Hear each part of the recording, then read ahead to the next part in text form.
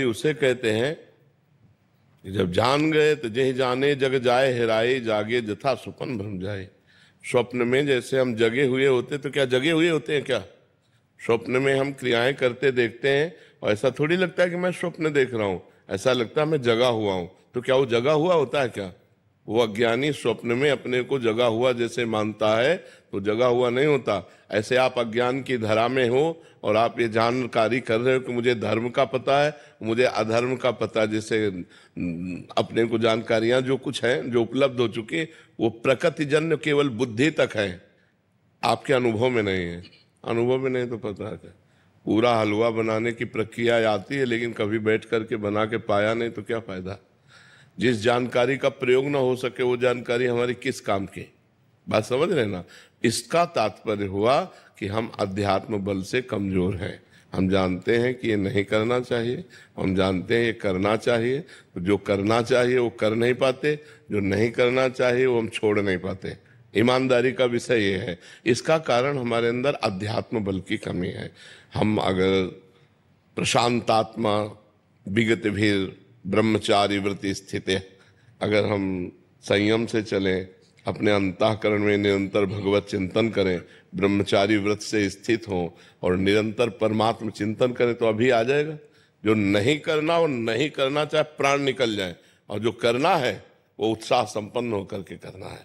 तो हमारे अंदर जो जानकारियां उनका प्रयोग ना करने का जो हमारे अंदर असमर्थता है वो अध्यात्म की कमी है।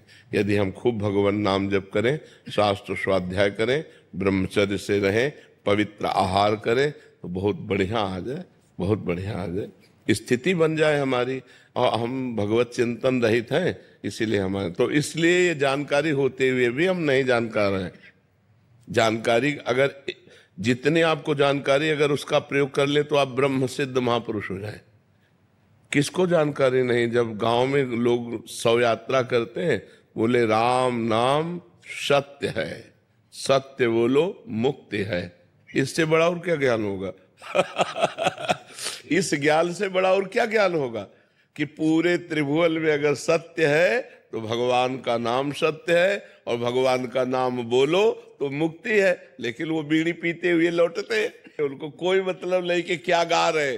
वो समझते हैं मरने वाले के साथ ये गाया जाता है, बस वो गीत गाते हैं, वो उसका भाव तो समझते नहीं है। इसलिए हमें सबको जानकारी है अपने कल्याण भर के लिए।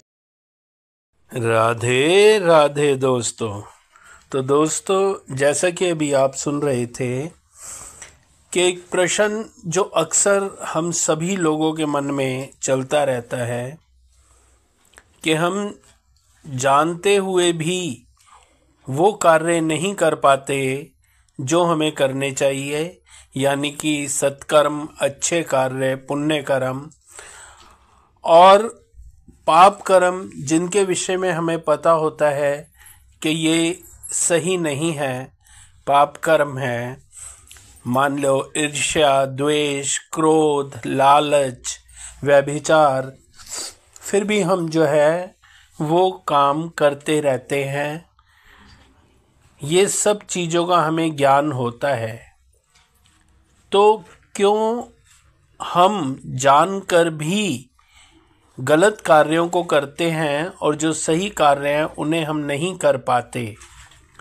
तो पूज्य महाराज श्री प्रेमानंद जी ने बहुत सरल और सुंदर ढंग से ये बताया कि इसका जो सबसे बड़ा कारण है वो हमारा अध्यात्म बल है। हमारा अध्यात्म बल कमजोर होने के कारण हम सब कुछ जानते हुए भी सही कार्य नहीं कर पाते, और ये जानते हुए भी कि ये बुरे कर्म हैं, इनका परिणाम, इनका फल भी बुरा ही मिलेगा, फिर भी हम उन बुरे कर्मों को करते रहते हैं अपने लालचवश, मोहवश। तो दोस्तों, इसके लिए हमें अध्यात्म बल अपना मजबूत करना होगा। हमें नाम जाप ज़्यादा से ज़्यादा करना होगा ताकि हमारा अध्यात्म बल मजबूत हो और हम वो कर सकें जो सही है, और जो बुरे कार्य हैं उनसे हमारा बचाव रहे और उन कार्यों को हम ना करें। शायद दिल को कोई मसला करे, इसको ही इश्क कहते हो। अपने प्यारे की याद में एक दिल की जो मैं सा जानती, प्रीत किए दुख होए, नगर ढिंढोरा पीटती, अजी प्रीत न करियो कोई। भगवान के लिए ही प्रीत शब्द सार्थक है। संसार में तो सब लोग किए हुए हैं, हाथ कुछ नहीं लगता। प्रीति की सार्थकता, प्रेम शब्द की सार्थकता भगवान पर है। जब भगवान की याद करके रोना आने लगे, इतने दिन हो गए आप मिले नहीं, और मैं निर्बल हूं, कैसे प्राप्त करूं आपको। आप अव्यक्त हैं, आप सब जगह हैं, पर मेरी क्षमता नहीं कि मैं आपको देख सकूं। हे नाथ कृपा करो। और प्रतिपल भगवान के प्रति आर्त भाव, रुदन, भगवत चिंतन, भगवत लीला कथाओं के श्रवण में अत्यंत आसक्ति, यही प्रेम के लक्षण है। भगवान का चिंतन करना ही प्रेम प्राप्ति का उपाय है। भगवत प्रेमी महात्माओं का संग करना ही भगवत प्रेम प्राप्ति का उपाय है। समझ पा रहे हैं आप? महाराज जी, मैं परचून की दुकान करता हूँ। जो भी कस्टमर आता है मैं उनको बोलता हूँ राधे राधे बोलो, वो राधे राधे बोलते हैं।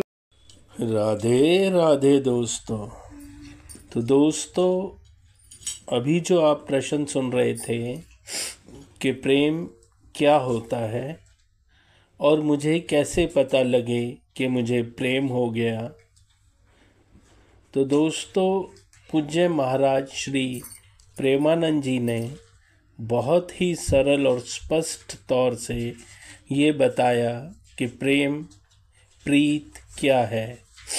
ये भगवान से जब होती है तो आँखों से आंसू बहते रहते हैं और मन में एक ही बात चलती रहती है कि हे नाथ, इतना समय हो गया आपके दर्शन नहीं हुए, मैं आपसे मिल नहीं पाया, कृपा करो भगवान, कृपा करो। आप हर जगह पे व्याप्त हो, लेकिन मैं निर्बल असमर्थ आपको देख नहीं पाता, आपको पा नहीं पाता। तो प्रेम दोस्तों एक ऐसी चीज़ है कि जो भगवान से होता है तो हमारा मन, आत्मा सब भगवान को देखने के लिए, उन्हें पाने के लिए छटपटाते रहते हैं। हमारी आँखों से आंसू बहते रहते हैं। तो ये जो है प्रेम होता है। और जब ये चीज़ें हमें महसूस होने लगे, ऐसा हमें दिखने लगे कि हमारे अंदर इस तरह के भाव आने शुरू हो गए कि भगवान को याद करके हमारी आंखें भर जाती हैं, आंसू टपकने लगते हैं, तब आप जानिए कि आपको भगवान से प्रेम हो गया है। नष्ट कर देगी। राधे राधे दोस्तों। तो दोस्तों, जैसा कि अभी आप सुन रहे थे, पूज्य महाराज श्री प्रेमानंद जी ने बताया कि जीवन में सफलता के लिए इन 3 चीज़ों का होना बहुत ज़रूरी है। तो दोस्तों, सबसे पहले तो हमें ब्रह्मचर्य का पालन करना चाहिए। जो आजकल के बच्चे ब्रह्मचर्य तोड़ देते हैं, उनका पालन नहीं करते, तो उसके कारण उनकी याददाश्त कमज़ोर हो जाती है, शरीर कमज़ोर हो जाता है। तो ब्रह्मचर्य का पालन करना चाहिए। और ब्रह्मचर्य का पालन तब हो पाता है जब हम व्यायाम करते हैं। तो सुबह उठकर कुछ समय व्यायाम जरूर करना चाहिए, उससे हमारा ब्रह्मचर्य मजबूत होता है। और व्यायाम और ब्रह्मचर्य के लिए हमें सात्विक शुद्ध आहार लेना चाहिए। बाहर की चीज़ों से हमें बचना चाहिए, क्योंकि हमें नहीं पता बाहर का जो भोजन या जो खाद्य पदार्थ है वो देखने में सुंदर लगता है, अच्छा लगता है, लुभावना लगता है, लेकिन उसके पीछे बनाने वाले की भावना कैसी है, स्वच्छता है ना। इसीलिए उसको बार बार दुख भोगना पड़ रहा है, जन्म मरण भोगना पड़ रहा है। यही बात तो, इसी को जब हम साधना के द्वारा अपने को अलग देख लेते हैं तो जीवन मुक्त हो जाता है, वो विदेह मुक्त हो जाता है, वो मोक्ष को प्राप्त हो जाता है। समस्या तो यही है कि निर्विकार आत्मा विकारी शरीर में फंस गई। शरीर ने नहीं फंसा, आत्मा ने स्वयं इसको स्वीकार कर लिया। जैसे मैं पुरुष हूं, अब वो मैं है आत्मा और पुरुष है माया। अब आत्मा ने माया को पकड़ लिया और कह रहा है माया ने मुझे पकड़ लिया। उल्टा बोलेंगे ना आप बोलेंगे उल्टा कि मैं तो छूटना चाहता हूं पर माया ने मुझे पकड़ लिया। ऐसे हम पकड़े हैं, अब हम कहते हैं माइक ने मुझे पकड़ लिया, मैं तो छोड़ना चाहता हूं। तो छोड़ दो, तुम्हें किसने पकड़ रखा है? तुम ही काम को भोगते हो, तुम ही क्रोध करते हो, तुम ही लोभ करते हो, तुम ही मोह करते हो। तुम्हें किसने पीड़ा दी? तुम जब इच्छा करोगे तब आएगा, ऐसे थोड़ी काम आ जाएगा। आप विषयों का ध्यान करोगे, विषयों का चिंतन करोगे तो काम आ जाएगा। अगर भगवान का चिंतन करोगे, भगवान का ध्यान करोगे तो भगवान आ जाएंगे। तो हमारी गलती हो गई है, इसी गलती को मिटाने के लिए हमें मानव देह मिला है। हम खूब नाम जप करें, शास्त्र स्वाध्याय करें, गंदे आचरणों का त्याग करें, पवित्र भोजन करें, समाज को सुख देने वाले कार्य करें, किसी को दुख ना दें। अभी ज्ञान प्रकट होना शुरू हो जाएगा और जैसे जैसे ज्ञान प्रकट होगा तो जैसे हम आपको अलग देखते हैं ना, ऐसे हम अपने शरीर को अलग देखते हैं। जितना दूर आप हैं उतने दूर शरीर है, हम शरीर नहीं है। ये अनुभव होता है शुद्ध ज्ञान से, वो अंदर का होगा, वो बातचीत की बात नहीं है। बातचीत के कहोगे तो उससे काम नहीं चलेगा, वो अंदर की आपकी अनुभूति होनी चाहिए। सुख दुख, लाभ हान, जय पराजय, गर्मी सर्दी, मान अपमान सब सह गए, क्योंकि वो शरीर में हो रहे हैं, अपने में नहीं। पाप और पुण्य, कर्ता और भोक्ता, ये सब हमारी गलती से हो गया। हमने गलती से अपने को स्वीकार कर लिया शरीर। अब ये गलती ऐसे मिटने वाली नहीं कि मैं शरीर नहीं हूं, इतने से थोड़ी निपट जाएगा। अब इसके लिए तपस्या करनी पड़ेगी, साधना करनी पड़ेगी। तो तपस्या क्या है? आए हुए काम के ताप को सह जाना, क्रोध को सह जाना, समाज के द्वारा दी हुई प्रतिकूलता को सह जाना, खूब नाम जप करना, भगवान से प्रार्थना करना कि हमें शुद्ध ज्ञान दो, तो भगवान ज्ञान दें। सोई जानई जे देहु जनाई, और जानत तुम्हें हो जाई। जिसे भगवान अनुभव करा देते हैं वो भगवत स्वरूप हो जाता है, वो साक्षात भगवान का स्वरूप हो जाता है। महाराज जी, पूर्व में पाप किए हैं, आपने लिखा कि अभी नवीन शरीर में उसका भोग क्यों करना पड़ रहा है? क्योंकि आप ही हो ना, आत्मा तो पूर्व में भी वही थी। मान लो जैसे आप पैजामा कुर्ता पहन के हमें पीड़ा दें और पैंट शर्ट पहन के घूमें, तो जब हम रिपोर्ट करेंगे तो पिटोगे तो तुम ही ना, तुम्हारा पैंट शर्ट थोड़ी बचा लेगा।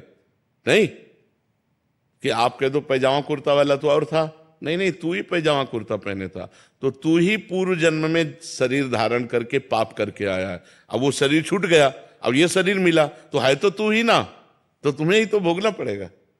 समझ पा रहे? महाराज, जैसे आपके इस शरीर से तो कोई पाप बना ही नहीं आपसे। हम ये शरीर क्या है? कपड़ा, वसान से जीर्णान यथा विहाय, शास्त्र का ज्ञान होना चाहिए।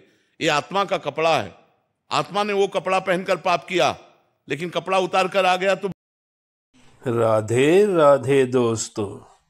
तो दोस्तों, अक्सर हमारे मन में एक प्रश्न आता है और हम लोगों से भी ऐसी कुछ बातें सुनते रहते हैं कि यार हमने तो कोई ऐसा पाप किया नहीं, फिर हम क्यों कष्ट भोग रहे हैं, या भाई सामने वाला वो तो बहुत कितना पाप करता रहता है लेकिन बहुत सुख भोग रहा है, खूब तरक्की उन्नति कर रहा है। तो दोस्तों, इसी प्रश्न का जवाब पूज्य महाराज श्री प्रेमानंद जी ने इस वीडियो में बहुत सुंदर और स्पष्ट ढंग से दिया। उन्होंने बताया कि आत्मा जो है वो अजर अमर है, ये ही आत्मा हर जन्म में रहती है। हाँ, शरीर का रूप बदल जाता है, कभी स्त्री रूप में, कभी पुरुष रूप में। तो हमारे जो पिछले जन्मों के पाप होते हैं उन्हें कौन भोगेगा? तो भोगेगी तो यही आत्मा, क्योंकि इस आत्मा ने ही शरीर को स्वीकार किया था और उस शरीर के द्वारा जो पाप कर्म हुए वो उस शरीर के द्वारा हुए। लेकिन शरीर तो आत्मा का एक वस्त्र रूप है, तो कर्ता तो आत्मा हुई, तो आत्मा को ही वो पाप भोगने पड़ते हैं अगले जन्म में या उससे अगले जन्म में, जब पापों का नंबर आता है। क्योंकि ऐसा नहीं है कि इस जन्म में हम पाप किया और हमें इसी जन्म में उसका परिणाम मिल जाएगा, क्योंकि करोड़ों करोड़ों जन्म हम ले चुके हैं और हमारे द्वारा किए गए पाप इकट्ठे होते रहते हैं। ठीक उसी तरह हमारे द्वारा किए गए पुण्य भी इकट्ठे होते रहते हैं और वो हर जन्म में हमें थोड़ा थोड़ा पाप उनका फल हमें मिलता रहता है और पुण्य का फल हमें मिलता रहता है, और वही भोगते हुए हम अपने जीवन को जीते हैं।